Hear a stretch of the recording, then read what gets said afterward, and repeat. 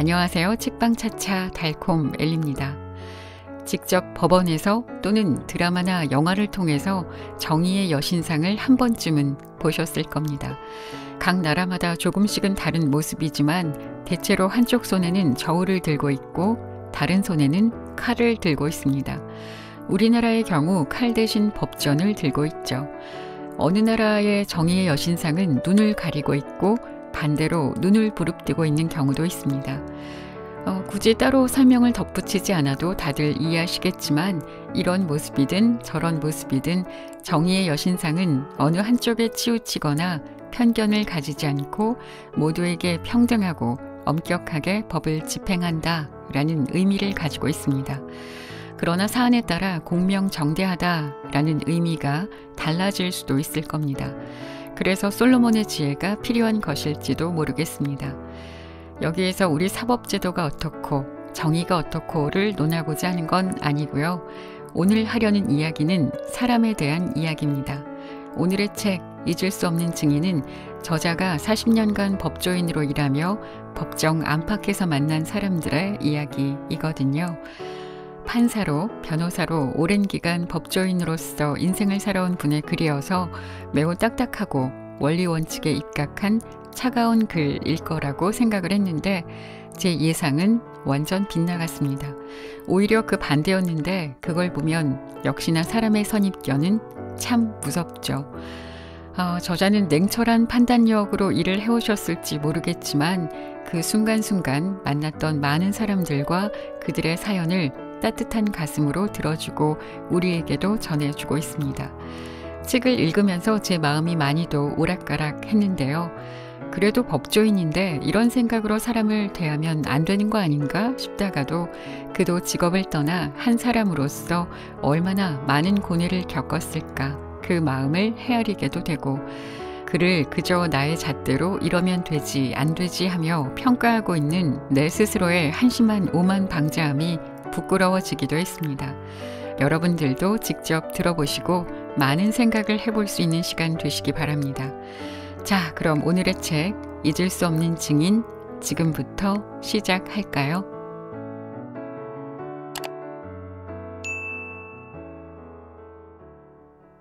신부님의 우산. 단독 판사 시절 서울가정법원에서 소년재판을 맡았을 때 일이다. 비가 내리는 어느 날 오후 한 청소년 복지관을 방문하였다. 청소년 복지관은 가정법원에서 직업교육이나 인성훈련을 위해 비행 청소년을 위탁 수용하는 시설인데 그곳의 상태가 어떤지 알아보기 위해서였다. 나를 맞아준 복지관 관장은 뜻밖에도 50대 중반의 서양인으로 한국말을 유창하게 하는 신부였다. 한국에서 몇십 년 동안 청소년 관련 일을 주로 해왔다는 그는 그곳 청소년들에게 기울이는 애정과 관심이 대단했다. 아이들이 불량스러운 것 같지만 실은 다 착하고 순수한 성품을 가졌어요. 전적으로 믿어줄 때에야 비로소 아이들의 자의식이 성숙하고 행동이 바뀝니다. 그의 말에서 무엇에도 흔들리지 않을 확신이 느껴졌다. 그의 열의에 감동받아 꽤 긴 시간 동안 청소년 문제에 관해 이야기를 나누었다. 그러고는 직업훈련시설과 기숙사를 둘러보기로 했다. 방을 나서려다 내가 들고 갔던 우산을 그 방에 놓아두려 하자 신부님이 우산을 여기 두면 아이들이 훔쳐가요 라고 했다. 나는 어안이 벙벙해졌다. 방금 아이들을 완전히 믿어야 한다고 역설했던 사람이 그런 말을 하다니. 어리둥절해하는 나에게 신부님은 당연하다는 듯 말했다. 우산이 없는 아이들이 이걸 보면 훔치고 싶지 않겠습니까? 그래서 나는 중요한 물건은 벽장에 넣고 자물쇠로 단단히 잠급니다. 마치 청소년들이 우산을 훔치는 행위가 자연스럽다는 태도였다. 이때 나는 전율과 같은 깨달음 하나를 얻었다. 아하, 청소년 문제가 이런 것이구나. 사람을 변화시킨다는 것이, 인간을 보는 법이 이런 것이구나. 신부님은 그곳 청소년에 대해 누구보다도 깊은 기대와 확신을 갖고 있으면서도 동시에 그들의 한계와 약점을 정확히 꿰뚫어 보았던 것이다. 그들이 올바르게 성장하리라 믿으면서도 그들에게 우산을 훔치려는 충동이 있다는 것 또한 이해한 것이다. 소년 재판이나 갱생보호 업무를 하는 이들 가운데에는 비현실적인 기대를 갖고 자기 도취에 빠지는 사람이 있다. 그런가 하면 반대로 교화는 거의 이루어질 수 없다고 확신하는 냉소적인 사람들도 있다. 어느 쪽도 올바른 자세가 아닐 것이다. 반면 그 신부님은 이상과 현실의 어느 한쪽에도 치우치지 않고 따뜻한 마음으로 균형 감각을 갖고 청소년들을 대했다. 신부님의 모습에서 이러한 균형감만이 진정으로 사람을 변화시킬 수 있는 힘이라는 것을 깨달았다. 이러한 태도는 비단 비행 청소년 문제나 재판에만 국한된 것이 아닐 것이다. 우리 인생에서도 마찬가지다. 삶에서 꿈을 잃어버리면 메마른 삶을 살 수밖에 없을 것이요. 현실을 바로 보지 못하면 환상 속에 사는 쓸모없는 사람이 될 것이다. 한쪽으로 치우친 삶은 인생길에서 만나는 풍성함을 맛볼 수 없다. 기대와 실망, 강점과 약점, 진지함과 유머, 주된 것과 종된 것을 함께 보는 것, 이상을 꼭 붙잡고 서되 현실 위에 굳게 발을 딛는 것, 삶에서 부딪히는 이러한 대립적 요소들의 팽팽한 긴장관계 속에서 순간순간 균형을 잡으며 사는 데에 삶의 가치와 보람이 있는 것 아닐까. 그날의 깨달음은 이후 재판뿐 아니라 내 삶 전체의 하나의 화두가 되었다. 우리의 인식은 얼마나 정확한가. 재판 과정에서 명백한 물증은 없고 목격자의 증언만 있을 때가 종종 있다. 이런 때는 그 증언을 믿는지의 여부가 판결의 결과를 좌우한다. 이처럼 중요한 증언의 신빙성에 관하여 직접 겪은 사례 2가지를 소개한다. 서울가정법원에 근무할 때였다. 아내가 남편을 상대로 이혼을 청구했는데 쟁점은 남편의 구타 여부였다. 아내는 남편이 자주 폭행했다고 주장했고 남편은 폭행 사실이 모두 아내의 조작이라고 펄쩍 뛰었다. 쌍방의 증인을 한 사람씩 채택하여 같은 날 조사했다. 먼저 아내의 언니가 증언대에 올랐다.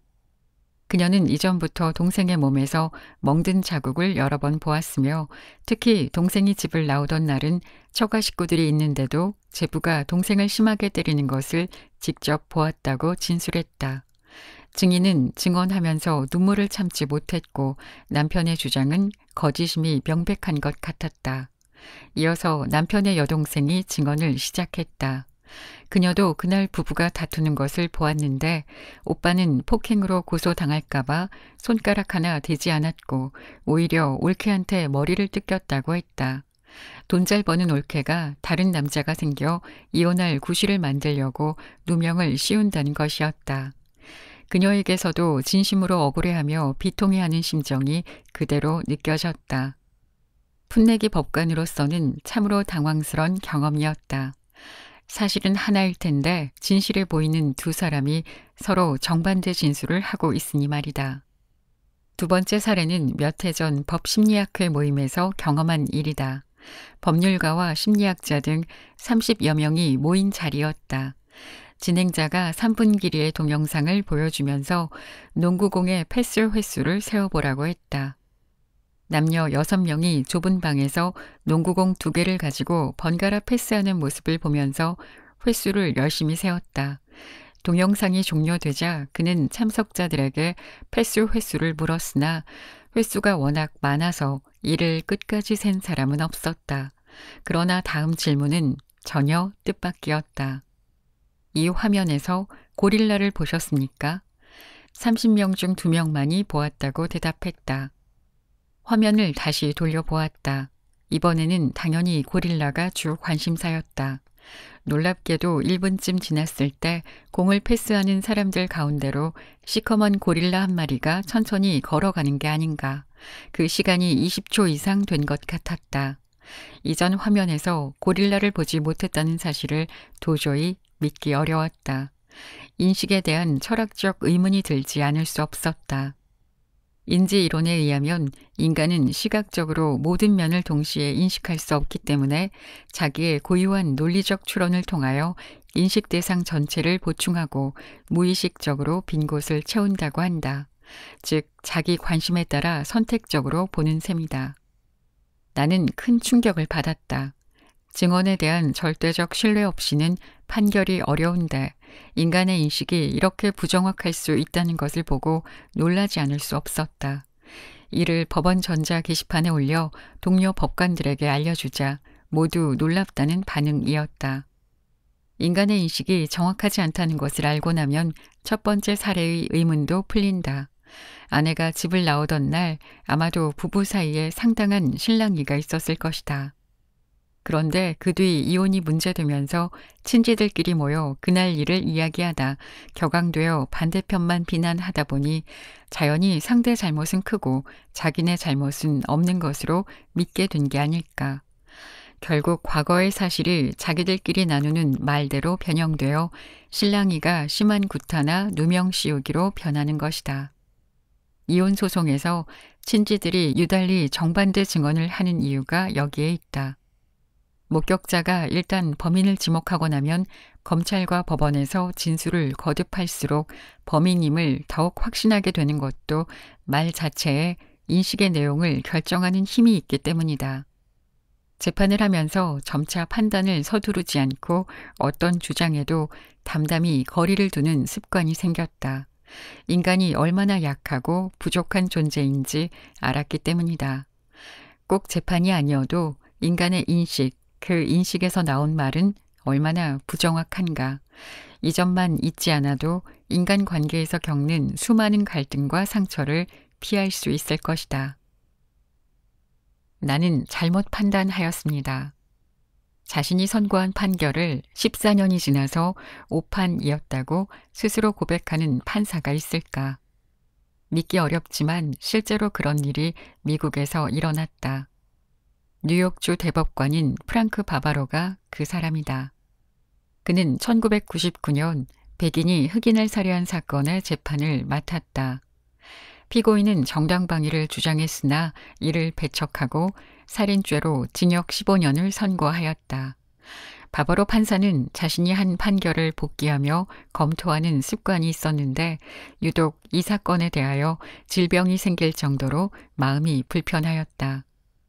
그는 기록을 다시 검토하면서 피해자가 술에 취해서 피고인에게 먼저 시비를 걸었고 계속 달려들면서 피고인의 목걸이를 빼앗으려고 하여 피고인이 총을 쏜 사실을 확인하였다.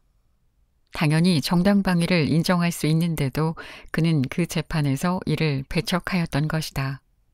오랜 생각 끝에 그런 판단을 한 원인이 인권주의자인 자신이 반대편인 인종차별주의자에 대하여 깊은 혐오감을 가진 데 있음을 깨달았다. 그는 백인 우월주의자인 피고인이 흑인의 행패를 조금이라도 참았을 리가 없다는 생각만으로 정당방위 주장을 배척하였던 것이다. 그리하여 바바로 판사는 그의 판결이 잘못되었음을 공표하고 재심을 열게 하여 그 판결이 편견에 의한 오판이라고 법정에서 증언하였다. 피고인은 이미 14년간 교도소에서 지낸 후였다.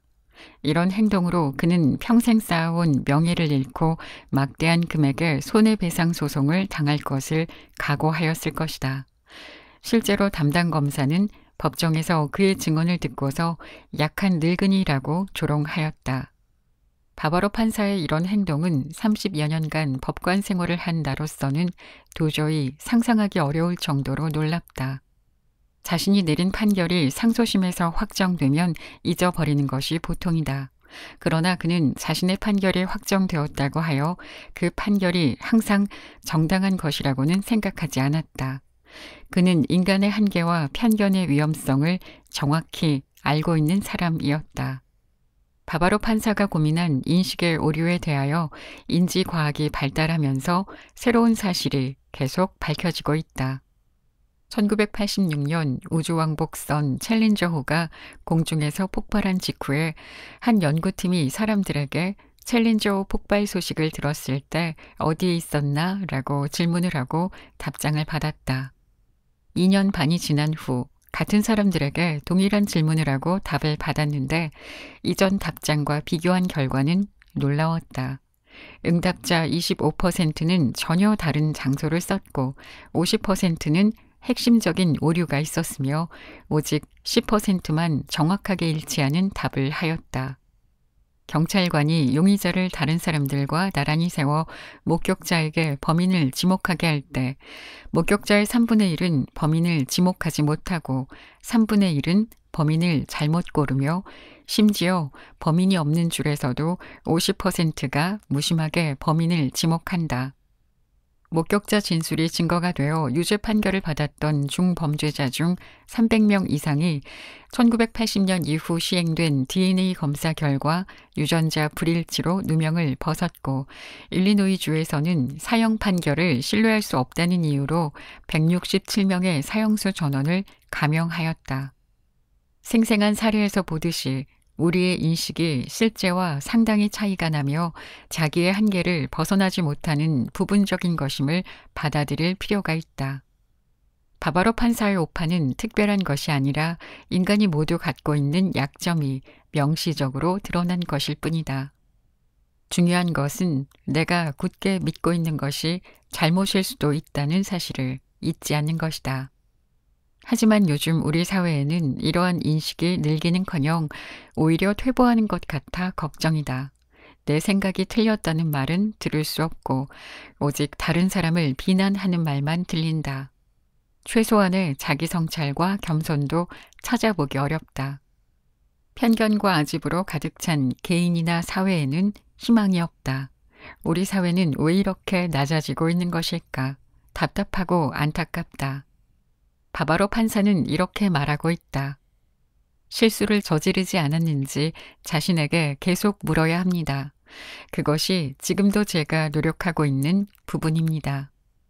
그처럼 우리에게 지금 필요한 것은 나는 잘못 판단하였습니다. 라고 말할 줄 아는 겸손하고 정직한 마음이다. 눈물 흘리는 정의. 한 재판의 피고인은 30대 후반으로 얌전하게 생긴 남자였는데 죄명이 강도상해였다. 택시기사를 칼로 위협해 돈을 빼앗으려다가 싸움이 벌어져 택시기사의 손을 칼로 벤 것이다. 심리를 해보니 안타까운 사연이 있었다.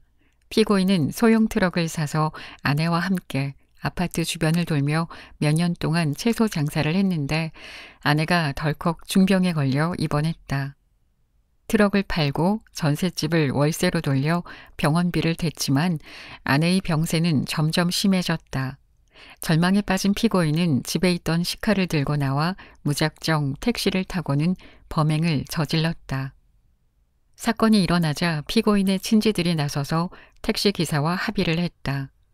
택시기사는 법정에서 당시 피고인이 벌벌 떨면서 칼을 들이대 별로 겁나지 않았고 자신과 잠시 싸우다가 포기하고 순순히 잡혔다고 했다. 피고인은 전과도 없었다. 집행유예 판결을 내려 한시바삐 병상의 아내에게 돌려보내고 싶었으나 불가능했다. 강도상해죄는 형기가 징역 7년 이상이어서 아무리 감경하더라도 징역 3년 6개월이 되어 집행유예 판결을 할 수 없기 때문이다.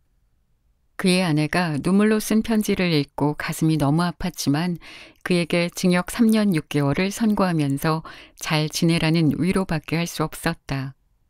이 사건은 하나의 예에 불과하다. 가정으로 꼭 돌아가야 할 피고인인데도 합의가 안 되거나 양형 기준에서 너무 벗어나 석방할 수 없는 경우가 많다. 가장이 징역형을 받으면 생계가 어려워져 부부가 이혼하거나 자녀가 가출해 가정이 파탄나는 등 안타까운 사건은 비일비재하다.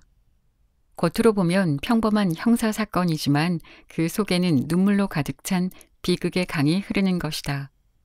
이와 같이 법은 사건의 겉모습에만 관여할 수 있을 뿐 사건 속의 눈물은 헤아릴 수 없고 눈물을 닦아주기도 어렵다. 이럴 때마다 법관으로서 좌절감을 느낀다. 실제 법정에서도 눈물을 자주 본다. 피고인에게 중형을 선고할 때 방청석에서 흐느끼는 어머니나 아내가 많다. 무죄를 주장하던 피고인에게 중형을 선고하자 재판 때마다 나오던 피고인의 딸이 안 돼요 하면서 혼절하여 며칠 동안 가슴이 저린 적도 있었다. 반대로 기쁨의 눈물을 흘리는 사람도 있다. 무죄 선고를 받는 순간 고맙습니다 라는 말을 연발하면서 눈물을 흘리는 사람, 마음을 졸이던 끝에 집행유예를 선고받고 울음을 터뜨리는 가족도 있다. 이럴 때면 법관으로서 진한 보람을 느낀다. 나도 지금까지 법정에서 몇 차례 눈물을 흘렸다. 한 남자가 생활고를 비관하여 아내를 살해한 후 자살하려던 사건에서 고등학생 딸이 나와 우리 아빠를 살려주세요 라며 절규할 때, 또한 동료 법관이었던 피고인에게 판결을 선고하면서 그가 겪었을 고뇌와 그에 대해 판결을 하는 나 자신, 그리고 깊은 상처를 입은 사법부에 비통한 마음이 들어 목이 맨 적도 있다. 법이 눈물을 닦아주기는 어렵지만 눈물의 현장에 있는 것은 틀림없다. 돈이 없어 합의를 못한 피고인의 집행유예가 어렵게 되자 피고인 대신 합의금을 내줄까 심각하게 고민한 판사. 피의자를 수사하면서 그의 딱한 사정을 알게 돼 남몰래 그의 가족을 도와준 검사나 경찰관은 이렇게 눈물을 흘리는 사람들이다. 유대교 철학자 아브라함 J. 헤셀에 의하면 정의는 법이나 판결과 같이 곧고 정확하며 합리적인 올바름을 의미하지만 의는 친절, 박애, 관용 등 인격의 질을 의미한다. 즉, 의는 정의를 넘어 연약한 자에 대한 애타는 동정을 포함한다. 법에서 나아가 눈물을 흘리는 것이다. 눈물을 흘리는 정의가 참된 의다. 재판 과정에서 좌절감을 느끼는 원인은 차가운 정의만 추구할 뿐 따뜻한 의의를 이루지 못하는 현실 때문이리라. 이런 안타까움이 어디 재판에만 국한되랴. 우리 삶에 참된 의를 위하여 진한 눈물을 흘리는 사람들이 더 많아졌으면 좋겠다. 사건의 두 얼굴. 법원 내에는 법관과 법원 직원이 투고하여 만드는 월간지가 있다. 얼마 전 거기에 실렸던 젊은 법관의 글 일부를 소개한다. 한 피고인이 졸음운전으로 중앙선을 침범해 마주오던 차량에 탔던 두 사람을 사망케 했다. 피고인은 온순해 보이는 청년이었는데 합의가 안 된 상태에서 변호사가 선임돼 있었다. 변호사 선임료로 피해 변제나 하지라고 생각했는데 알고 보니 그 변호사는 장애인이었다. 피고인은 장애가 심한 부인과 결혼해 정성껏 가정을 돌보다가 이 일이 생겼고 부인을 알던 장애인 변호사가 무료로 변론해 주는 것이었다. 다음 기일에 부인이 증인으로 나와 진술했다. 남편이 평소 바쁘게 배달하러 다닌 일, 그날도 수면 부족 상태에서 한 푼이라도 더 벌려고 무리하게 운전을 했다는 사정. 장애인인 자신을 사랑하고 결혼까지 해주어 너무나 고맙고 차라리 자신이 대신해서 감옥에 가고 싶으며 남편이 없으면 살 수 없다는 이야기. 그 말을 듣는데 눈물이 주르륵 흘러내렸다. 고개를 돌려 몰래 눈물을 닦고 얼마 지나서야 감정을 추스를 수 있었다. 이 사건은 결국 합의가 안 되어 피고인에게 실형을 선고했는데 법으로는 어쩔 수 없는 일이라 괴로웠다고 글을 맺었다. 이런 안타까운 사건을 재판 과정에서 자주 접한다. 피고인 입장에서 보면 그는 부인에게 꼭 필요한 존재이고 그가 곁에 없는 동안 부인이 제대로 살 수 있을지 의문이다. 죽은 피해자가 되살아날 수 없으므로 피고인이 계속 돈벌이를 해 피해 변제를 하는 것이 피고인 가족이나 피해자 가족에게 나은 방법일 수 있다. 그런데 피해자 유족 입장에서 보면 가장의 생명을 앗아간 그의 잘못을 용서하기 힘들다. 합의금 지급 등 용서 절차 없이는 도저히 받아들일 수 없는 것이다. 결국 가해자 얼굴을 보면 용서해 줄 필요가 있고 피해자 얼굴을 보면 도저히 용서해 줄 수 없는 셈이다. 내가 직접 처리한 사건 중에도 비슷한 이야기가 하나 있다. 남편이 아내를 사기와 문서 위조죄로 고소해 아내가 구속됐다. 아내가 남편 몰래 등기 권리증과 인감 도장을 훔쳐서 아파트 매매 계약을 체결하고 수천만 원의 계약금을 받아 가출한 사건이었다. 아내에게 변명의 여지가 없어 보였다. 그러나 재판 과정에서 밝혀진 사정은 좀 달랐다.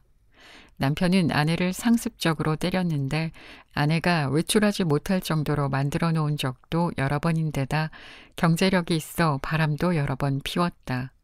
아내는 자녀들을 생각해 이혼을 포기했으나 더 이상 고통스러운 결혼 생활을 견딜 수 없어서 독립하려고 아파트를 몰래 처분했던 것이다. 증인으로 나온 남편은 자신의 구타와 부정행위를 일부 인정하면서도 그 정도는 아내가 당연히 참아야 하는 것 아니냐고 했다. 아내가 받았던 계약금을 계약 상대방에게 대신 갚아줄 것을 권고했으나 남편은 아내를 증오하며 거부했다. 이 사건은 표면적으로는 아내의 범죄 행위가 명백해 엄한 처벌을 받아야 한다. 그러나 아무런 전과도 없는 평범한 주부가 이런 범죄를 저지른 데 남편의 책임은 전혀 없을까? 아내를 견디기 힘든 상황으로 몰아간 것은 남편이다. 신의 저울로 두 사람의 영혼을 잰다면 어느 쪽 죄가 더 무거울까? 이 사건은 겉으로 보이는 얼굴보다 그 안에 숨어있는 얼굴이 더 중요한 요소인 셈이다. 이와 같이 모든 사건에는 두 가지, 아니 여러 가지 얼굴이 있다. 끔찍한 살인사건도 뒤집어 보면 살인에 이르기까지 쌓여온 원한, 오해 등 감춰진 사연이 있다. 재판을 계속할수록 사건의 겉만 보고는 판단하는 것이 아주 어렵고 겉으로 보이는 얼굴보다 오히려 숨겨진 얼굴이 더 중요하다는 생각이 든다. 이는 심각한 재판에만 국한된 것이 아니다. 우리가 생활하면서 맺는 관계와 그 속에서 생기는 갈등도 마찬가지다. 대개는 자기에게 유리한 사정, 즉 자기 쪽 얼굴만 보려 하고 상대편 사정은 좀처럼 보지 않는다. 갈등이 생길 때 한 걸음 물러나 갈등 아래 있는 다른 얼굴을 살펴보면 전체 사정을 이해할 수 있고 문제도 보다 쉽게 해결된다. 하지만 이러한 태도는 성숙한 사람에게서만 찾아볼 수 있다. 갈등이 생겼을 때 그 속에 다른 얼굴이 있다는 것을 인정하고 이를 찾으려 노력한다면 더 성숙한 삶을 살 수 있으리라. 잊을 수 없는 증인. 재판을 하다 보면 참 많은 사람을 만난다. 선량한 사람, 교활한 사람, 진실한 사람, 거짓말쟁이 등 다양한 사람을 보면서 인간성에 대하여 희망을 갖기도 하고 실망하기도 한다. 이러한 만남 가운데 오래전에 법정에서 증인으로 만났던 한 여성을 잊을 수가 없다. 단 한 번 만났지만 그녀가 보여준 기품과 용기는 감동적이었다. 마음이 혼란스럽거나 우울해질 때면 그녀를 생각하며 다시 힘을 얻곤 한다. 그녀는 자신이 겪은 끔찍한 사건에 관해 증언하려고 법정에 출석했다. 남편이 그녀 몰래 6살, 4살 된 두 딸에게 독국물이 든 우유를 먹여 절명하게 했던 것이다. 남편 자신도 남은 우유를 마셨으나 목숨을 건졌고 살인죄로 재판을 받았다. 동반 자살 사건으로 인한 재판이 가끔 있지만 이 사건은 피해자가 어린 자매라 더욱 안타까웠다. 그녀가 재판부에 제출한 편지와 두툼한 일기는 더욱 가슴 아팠다. 남편은 고아에다 전과자였는데 그를 눈여겨본 갱생보호위원이 그녀에게 소개를 해 주었다. 그녀는 선천적인 장애가 있어서 결혼을 포기했지만 그의 소박함에 끌려 마음을 바꾸었다. 결혼 초기에 그들은 주위의 도움으로 문방구를 꾸려 근근히 살았다. 그런데 그가 신부전증에 걸리고 그녀 역시 척수염이 심해지면서 문방구를 처분했다. 이후 지하 셋방에 살면서 정부 보조금과 친지들이 주는 돈으로 연명했다. 그 사이 연이어 태어난 딸들이 부부의 유일한 기쁨이었고 남편도 딸들을 끔찍이 아꼈다. 그녀에게도 딸들은 삶의 전부였다. 하지만 그 사이 남편은 여러 번 실망스러운 일을 저질러 그녀를 힘들게 했고 애정도 이미 사라져 버렸다. 그녀의 일기장에는 두 딸의 출생 때부터 죽기 전날까지 같이 지낸 일상과 딸들이 세상을 돕는 훌륭한 사람으로 자라길 기도하는 내용이 적혀 있었다. 잡지에서 오려 붙인 식구도 붙어 있었다. 세 모녀가 재미있게 이야기하고 깔깔대며 뒹구는 모습이 눈에 선했다. 그녀는 힘든 생활에서도 결코 희망을 잃지 않았다. 남편을 대신해 돈을 벌기 위하여 불편한 몸을 이끌고 기술학원에 다니고 있었다. 그러나 남편은 시간이 갈수록 살아갈 자신감을 잃고 두려움에 빠져 딸들과 동반 자살을 결심했다. 딸들이 자기처럼 비참한 삶을 살 바에야 차라리 일찍 세상을 떠나는 것이 낫겠다고 생각한 것이다. 피고인 신문이 끝난 후 재판부 직권으로 그녀를 증인으로 채택했다. 형량을 정하기 위해서였다. 법정에 나온 그녀는 예상보다 몸이 훨씬 더 불편해 똑바로 걷지도 못했다. 심장병과 척수염, 류머티즘으로 날마다 여러 종류의 약을 먹고 있어서 몸을 움직이기가 힘들다고 했다. 증언대에서 그녀는 딸들을 살릴 수 있다면 자기 목숨이라도 바치겠다고 흐느꼈다. 그러나 곧 눈물을 거두고 차분한 태도로 남편에 관하여 증언했다. 처음에는 분노로 남편을 죽이고 싶었다고 했다. 이제는 더 이상 남편과 살 수도 없고 애정도 전혀 없지만 재판부에 편지를 낸 이유는 남편이 정당한 판결을 받도록 하는 것이 옳을 것 같아서라고 했다. 남편이 아이들을 미워해서 죽인 것이 아니라 아이들이 세상에서 받을 고통을 덜어주기 위해 죽게 한 것이며 잘못은 남편의 세상에 대한 두려움에 있다고 했다. 그러고는 약한 남편에게 가벼운 형을 주어 한 번이라도 사람답게 살 기회를 주면 좋겠다고 증언을 끝맺었다. 수척한 얼굴로 띄엄띄엄 말하는 모습에서 그녀가 겪은 극한의 절망과 분노, 연민까지 읽을 수 있었다. 이 세상 누가 그녀보다 더한 고통을 겪을 수 있을까? 그럼에도 고통을 넘어서서 원망스럽기만 한 남편을 위해 스스로 법원에 편지를 내고 증언을 했다. 이런 마음이야말로 인간이 가질 수 있는 진정한 의미의 책임감이자 배려일 것이다. 지독한 가난 속에서 중병을 앓으면서도 희망을 잃지 않고 아이들을 밝게 키워온 그녀 내면의 힘, 이것이 삶에 대한 진정한 용기 아닐까. 인간의 가치는 결코 외적인 능력에 달린 것이 아니라는 사실을 새삼 깨달았다. 그녀야말로 작고 약한 외모 안에 진정으로 위대한 힘을 가진 놀라운 사람이었다. 그녀는 주어진 삶을 어떻게 살아야 하는지를 나에게 온몸으로 깨우쳐준 스승이었다. 나는 지금까지 그녀처럼 훌륭한 사람을 만난 적이 없다고 감히 고백한다. 오늘 소개한 내용 중에 보이지 않는 고릴라 실험 이야기가 있었죠. 아주 유명한 심리학 실험으로 저도 예전에 영상을 보고 엄청 놀랐던 기억이 있습니다. 그 이야기를 조금 덧붙여 해보자면 흰색 셔츠를 입은 3명과 검은색 셔츠를 입은 3명이 농구공을 패스하는 내용인데요.